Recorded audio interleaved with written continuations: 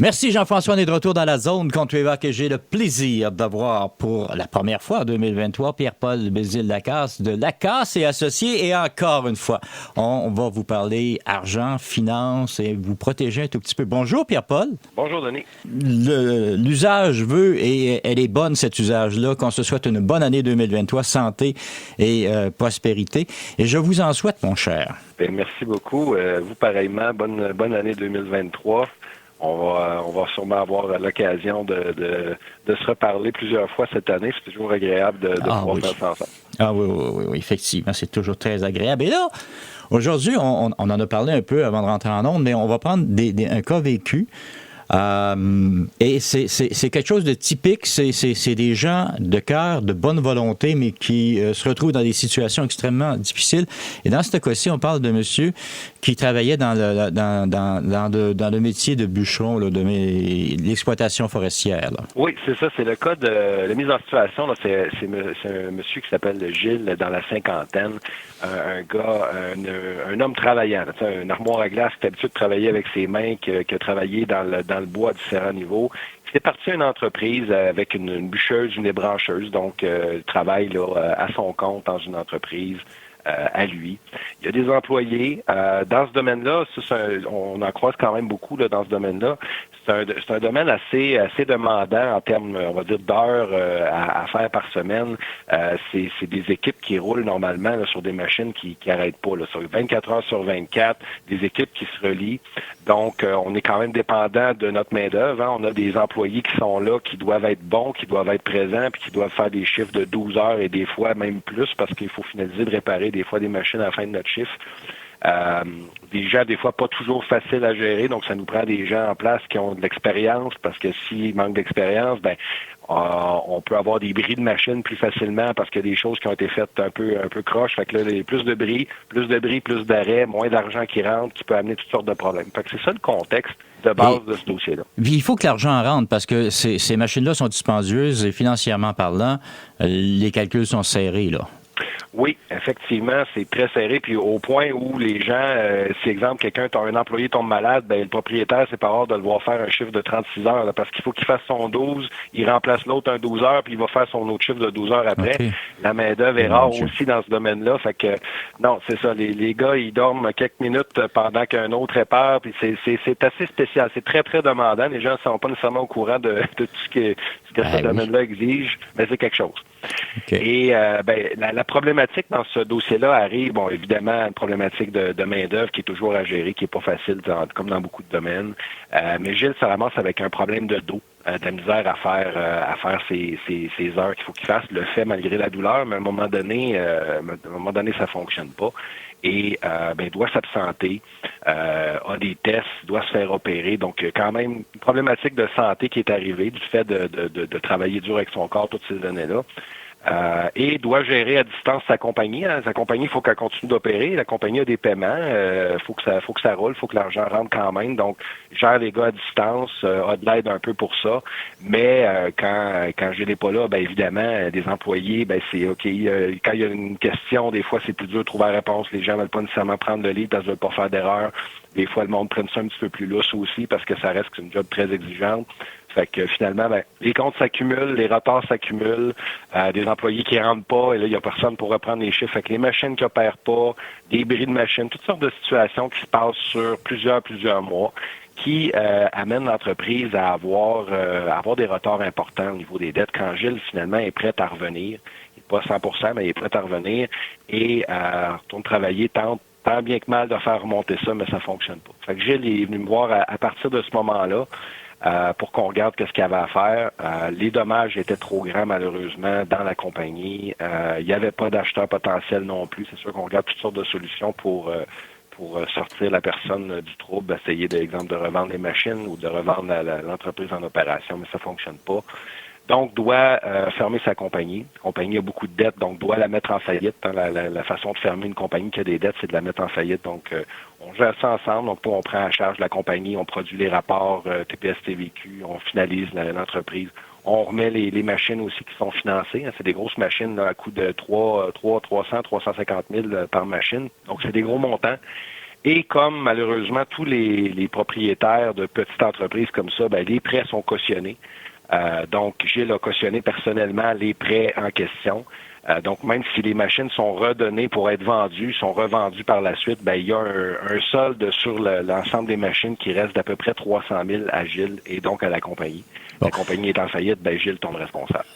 Est-ce que quand quelqu'un cautionne comme ça veut dire que son avoir est suffisant pour couvrir les dettes en principe? Rarement. Okay. En fait, c'est qu'ils veulent l'engagement du propriétaire, des prêteurs. Hein, fait que ce qu'ils font, c'est qu'ils font le prêt, ils ont la machine en garantie. Fait qu'en partant, ben, ils ont une garantie sur leur prêt. C'est ça l'avoir. Ils prennent aussi, c'est là qui est l'avoir. Et ils se prennent aussi un cautionnement pour être sûr que le propriétaire est sérieux dans sa démarche puis qu'il ne remettra pas la machine au premier problème parce que sinon, il va être responsable de la perte. Et donc, c'est assez coutume, je dirais, dans ce domaine-là de fonctionner comme ça. OK. C'est que là, notre monsieur Gilles se retrouve dans une situation extrêmement inconfortable, un endettement de 300 000 et il est endosseur, donc il est responsable directement de cet endettement-là, autant au niveau de la compagnie qu'au niveau personnel. C'est ça. Et au niveau personnel, ben, il est responsable aussi de rapports TPS-TVQ. Hein. Il y a des taxes qui n'ont pas été remis parce qu'il n'y avait pas l'argent dans l'entreprise pour les payer finalement. Et on a un devoir de fiduciaire en entreprise par rapport aux taxes et aux déductions à la source notamment. Donc, Gilles est responsable aussi personnellement des remises de taxes non payées et des DAS. Bah. Donc, Gilles, lui, dans sa vie personnelle, ben, a accumulé un petit peu d'argent. Il y avait, dans ce cas-ci, il y avait 77 000 de REER qu'il avait accumulé dans les bonnes années de son entreprise il y a quelques années. Il y a un CELI de 10 000. Il y a un pick-up de financé qui utilise encore puis qui fonctionne bien. Fait que dans le fond, ce qu'on a fait, c'est qu'on a regardé la situation de Gilles. On a regardé le 300 000 et les actifs et les revenus potentiels parce que Gilles disait, OK, ben là, je peux aller travailler pour quelqu'un. On va aller gagner une coupe de 3 000 $ par mois, quelque chose comme ça, d'un petit peu plus. Donc, on a fait des calculs avec Gilles. On a regardé les avantages et inconvénients. Finalement, Gilles a décidé de faire une faillite personnelle pour se libérer du 300 000, pour se protéger des créanciers qui le harcelaient pour récupérer leur montant. Dans le fond, ce que ça a comme impact sur Gilles, premier impact, le REER de 77 000, c'est un actif qui est insaisissable par la loi sur la faillite. Donc, c'est un actif qu'on voulait protéger parce que si Gilles faisait rien, des créanciers pouvaient prendre des démarches pour aller saisir ce REER-là. OK. Mais lorsqu'on se protège par la loi sur la faillite, les REER deviennent insaisissables selon certains critères. Donc, on a pu protéger ces REER pour sa retraite éventuellement. Gilles avait un CELI d'une dizaine de mille. Ce 10 000-là, il a dû être pris par le syndic parce que c'est un placement qui était saisissable. Et Gilles a dû faire des paiements aussi pendant la durée de sa faillite qui correspondaient à peu près à 350 par mois, qui sont établis selon son revenu qu'il gagnait pendant la faillite à être salarié. Okay. Donc, ultimement, si on prend le 350 par mois, puis le 10 000 de CELI, ça a coûté 17 000 à Gilles pour se libérer de 300 000 $ de dette. Donc, je ne vous cacherai pas que c'était une solution qui était très, très avantageuse pour Gilles plutôt que de devoir éternellement ce 300 000 $ de dette-là et se faire éventuellement saisir aussi son REER. Là. Il y avait ce potentiel de risque-là aussi. OK. Donc, là, il faut faire attention. L'expression faillite payante ne s'applique pas dans ce cas-là parce que c'est une faillite honnête. En fait, c'est ça. En termes d'argent, c'est sûr qu'on sauve 300 000, ça nous coûte 17 000, ça a l'air payant comme ça, mais on se comprend qu'un gars comme ça, qui a essayé de bâtir une business, qui voulait assurer un avenir, se bâtir une retraite, puis faire un bon travail, tout ça, c'est pas volontaire de sa part d'être tombé malade, de devoir avoir eu devoir être opéré. Il a perdu ce qu'il a bâti, là. Cet individu-là est arrivé, il a bâti une business, et il l'a perdu. Exactement. C'est vraiment ça qui est triste dans cette histoire-là. C'est tout le travail qui est mis. Puis ça, c'est malheureusement la réalité de beaucoup de gens qui ont des petites entreprises. C'est qu'on investit notre temps, on investit notre santé aussi, que ce soit mental ou physique. Et il y a toujours un risque d'échec comme ça. Échec on ne contrôle pas à 100% jamais. On peut faire tous les efforts qu'on veut, mais il peut arriver des situations comme il est arrivé à Gilles dans ce cas-là. Et par contre, la bonne fin de l'histoire, c'est sûr qu'après 21 mois, même Gilles a payé ses montants pendant 21 mois, donc un peu moins de 2 ans. Mais après ça, il a été libéré de ses dettes. Il a pu reprendre une carte de crédit, rebâtir, garder un emploi stable. Ça lui a pris à peu près 2 ans et demi à rebâtir son dossier de crédit après sa faillite pour être capable de continuer d'avoir de nouvel emprunt à sa banque, d'avoir du financement. Et Gilles, lui, dans son cas, il a continué à être salarié, mais j'ai d'autres clients qui, eux, vont décider carrément de se repartir aussi en entreprise, dépendamment de leur âge, dépendamment de ce qu'ils veulent, ce qu'ils ont vécu, des opportunités qu'ils ont.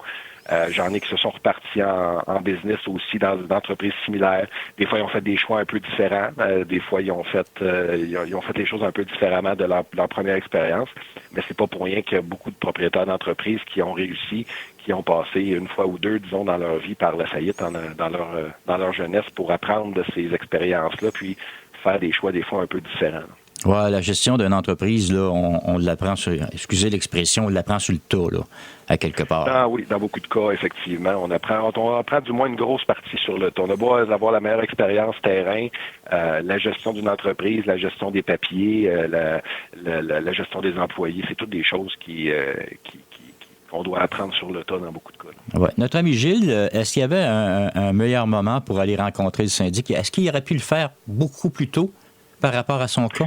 Dans ce cas-ci, les actifs principaux de la compagnie étaient donnés en garantie. Donc, on aurait beau tenter d'avoir fait un redressement plus tôt, il n'y avait pas grand-chose qu'on pouvait faire pour négocier avec ces créanciers-là. Si la dette dans la compagnie aurait été des fournisseurs, on aurait pu tenter une proposition concordataire, par exemple, pour faire un offre aux créanciers pour garder la compagnie en opération. Parce que là, on aurait eu des dettes qu'on appelle non garanties, qui n'étaient pas rattachées à un actif. Dans ce cas-ci, c'était plus ou moins le cas. Le moment où Gilles est venu, c'est quand il s'est rendu compte que, effectivement, là, je commence à avoir des problèmes. On a regardé sa situation de santé puis les options.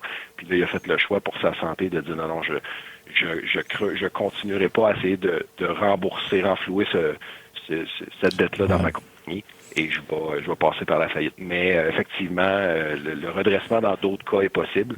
Dans les domaines en foresterie, malheureusement, souvent, tout est donné en garantie, puis il y a très peu de dettes de fournisseurs. Donc, dans ces cas-là, il n'y a pas beaucoup de possibilités de redressement, mais ça dépend vraiment là, de comment on est financé. C'est quoi les options. Ça aurait pu être le cas, mais dans ce cas-là, non, Gilles est venu voir quand effectivement il y avait il voyait que ça n'arrivait plus, puis il n'y avait pas d'autres options dans son cas. Ces employés ont tous été payés, j'imagine? Oui, absolument. Les employés ont été payés jusqu'à la fin des opérations. Quand il y a un arrêt des entreprises comme ça, les employés, dans la majorité des cas, reçoivent leur paiement, reçoivent leurs vacances et reçoivent aussi le préavis de départ. On a des préavis légaux, dépendamment du nombre d'employés qu'il faut honorer. Donc ça, et si les employés ne sont pas payés, il y a un programme qui s'appelle le programme de protection des salariés qui est fait par le gouvernement fédéral dans un contexte de faillite où les employés ont une espèce de super priorité, sont payés directement par le gouvernement, même s'il n'y avait pas assez d'argent dans la faillite. Mais pour ça, il faut que la faillite arrive dans les 6 mois de la fin du travail de l'employeur. Fait que des fois, les gens vont laisser leur compagnie inopérante là sur la table pendant 6 mois, 7 mois, 8 mois, 1 an des fois, et là, on vont venir nous voir après. Mais là, malheureusement, si les employés n'ont pas fait de plainte et tout ça, et il y a des sommes qui leur est dû, ils n'auront pas droit à ce programme-là. Donc, c'est pour ça que les entrepreneurs qui cessent les opérations devraient venir nous voir rapidement, parce que des fois, ça nous permet d'utiliser ce programme-là pour rembourser les salaires, les vacances et tout ça des employés. Oui, c'est intéressant à savoir. Ça veut dire que si vous sentez que vous êtes en mauvaise position, d'aller rencontrer quelqu'un qui s'y connaît puis de poser des questions, il n'y a rien de mal à ça, c'est pas engageant, puis ça nous donne une direction peut-être intéressante. Oui, c'est ça, puis on pourra faire d'autres cas que j'amènerai dans les prochaines semaines où justement les situations ont tourné autrement. Pierre-Paul, pour vous rejoindre chez La Casse et Associations, on s'y prend comment? Oui, les gens peuvent nous appeler évidemment au 1-844 La Casse, numéro de téléphone. Sinon, ils peuvent nous rejoindre sur notre Facebook La Casse et Associés, sinon sur notre site internet lacassesyndic.com. Et évidemment, les rencontres sont gratuites, les conseils sont gratuits, on rencontre les gens de partout en Abitibi-Témiscamingue. Et même d'ailleurs, parce qu'on se rend compte de plus en plus que on a des références qui sortent de l'Abitibi-Témiscamingue, donc on fait des rencontres en vidéoconférence pour ces gens-là. Donc on est disponible pour aider les gens là, en 2023. Génial. Hey, Pierre-Paul, encore une fois, un gros merci d'avoir pris le temps de venir jaser finance et de nous donner ces précieuses informations-là. Je suis certain qu'il y a des gens qui vont les apprécier énormément. Et on se donne rendez-vous la semaine prochaine. Merci, Denis.